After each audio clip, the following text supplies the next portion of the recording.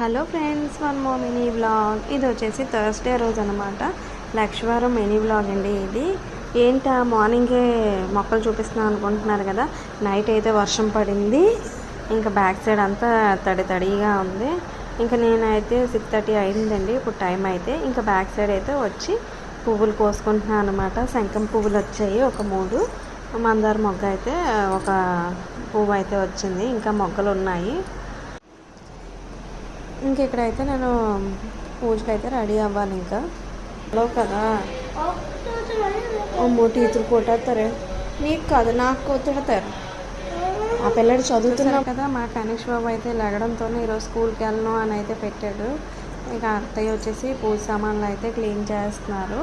ఇంకా నేనేంటంటే ఇంకా కనీష్ బాబు కోసం వారపన్నం కదా, కుక్కర్ అన్నం అయితే వండడం మానేశాను. కనీష్ కోసం వారపన్నం అయితే వరుస్తున్నాను అన్నమాట.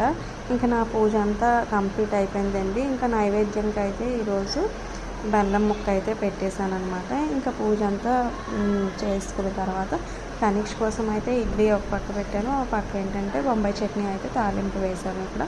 కానీ వాడు చట్నీతో తినలేదు, ఇంకా పొడి ఇడ్లీ తిన్నాడు అనమాట.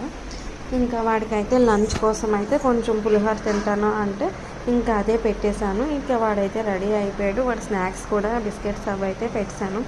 పిల్లల వెయిట్ కన్నా బ్యాగుల వెయిటే చాలా ఎక్కువ ఉందండి. ఏం చేస్తాం మరి, తప్పదు కదా.